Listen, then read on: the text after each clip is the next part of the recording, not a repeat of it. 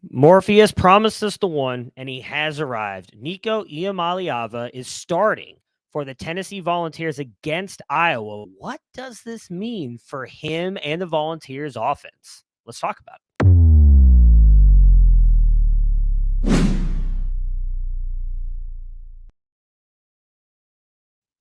Before we talk about Nico and the offense for Josh Heupel and the Tennessee Volunteers, guys, hit that like and subscribe button. We are trying to get to 3,000 subs, and it is because of you guys that we are close, and we need your help and support just a little bit more.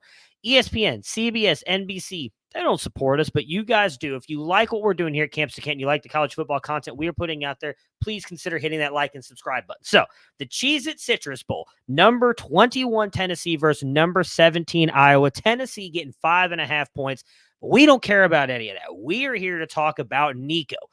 We here at Camps to Canton have been excited about him since we watched him as a high schooler. Obviously, true freshman right now for Tennessee. And he's going to get the start as Joe Milton is leaving to go to the Senior Bowl and on to the NFL. One of our co-founders at the website, Colin Decker, had this to write about Nico, and in my opinion, he is a very, very talented quarterback. He kind of been nicknamed Slender Man throughout the process with how tall he is. He is also very skinny. When you watch him on the football field, he's going to look a little out of place compared to most quarterbacks, but he has an absolute cannon.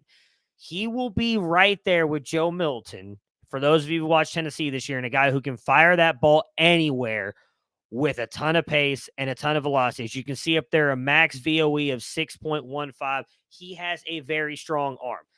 As I mentioned, he can challenge all three levels of the field. Nico is a very talented prospect. The biggest knocks on him coming out of high school were, one, he didn't necessarily know how to layer throws or take something off of it, kind of get that changeup, not fire it in as fast as possible everywhere. And at times he seemed to kind of struggle getting off of his first read. Well, he looked good in some of the All-Star games, and I think has looked okay so far in Tennessee. We have not really gotten a chance to see him. He is going to have an extremely tough test against Iowa. They have one of the better defenses in the entire nation.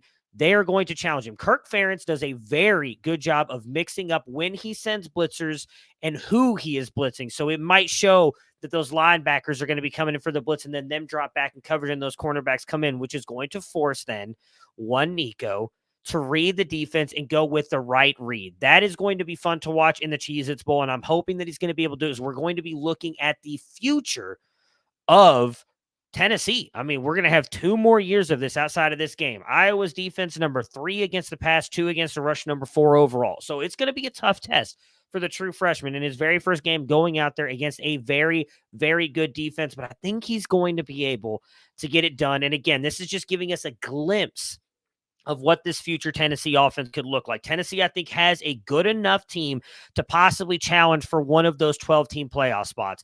Last year with Joe Milton, and again, I know, Joe Milton was an okay quarterback, but I think Nico's not only ceiling, but I think even coming into this game is going to be better. They finished 8-4 last year, 4-4 in the SEC. 28th passing offense, 21st rushing offense, the 34th ranked offense overall for us here at Campus to Canton. We've got Jalen Wright, I believe, Jalen Wright and Jabari Small. Sounds like both are opting out of this bowl game, the Cheez-It Bowl, so we will likely not get to see them. But true freshman Cameron Seldon, an incredible athlete. Go to our prospect database up there with like Barry Sanders type players. It's ridiculous, his comps and what he can do athletically. He's going to be a fun player to watch. We'll see if Nico is able to dump it down to him. Obviously, Squirrel White, we were hoping would have a little bit of a better season, could benefit from that. Do we get to see a little bit of Nathan Leacock? What will Brew McCoy do? Dante Thornton, Caleb Webb. I mean, this is a decent wide receiver core for Nico to be playing with, but it is all going to come down to him. And Josh Heupel, let's be honest, folks, he knows how to run an offense. Over the past couple years in neutral situations, he has passed the ball right around 50% of the time. Now, this last year, they did take a little bit of a step back, going to about 48% of the time, but their success rate, the same thing. In 2021, it was 44%. When they had Hendon Hooker, 55%. Only 46 this last year. Again, I think some of that due to Joe Milton, but the pass explosiveness outside of this past year with Joe Milton, which is only at a 1.5, upwards of 1.7 to 2 with Hendon Hooker at Tennessee. Again, We know what Hendon Hooker was able to do. They had that magical season, and I think Nico can be close to that. He is a very, very talented player. They also had an offense EPA per play of 0.40 and 0.50 with Hendon Hooker, just 0.30 last year with Joe Milton this past season. Nico could change this team. I personally do not think that Tennessee is that far off competing with the Ole Misses and Texases and Oklahomas of the world to be that 3 or 4 team in the SEC. I think it's unfair to say that right now Alabama and Georgia are probably sitting at the top of the SEC.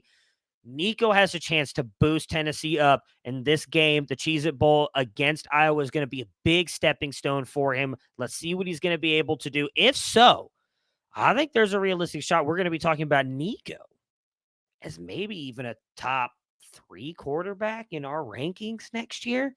You'll have to tune into the QB ranking summit to find out how high he goes. He's top 10 now. Does he go top 5, top 3? Find out soon. Let me know below what you guys think Nico's going to do today in the Cheez-It Bowl against Iowa, and we'll talk to you guys again soon.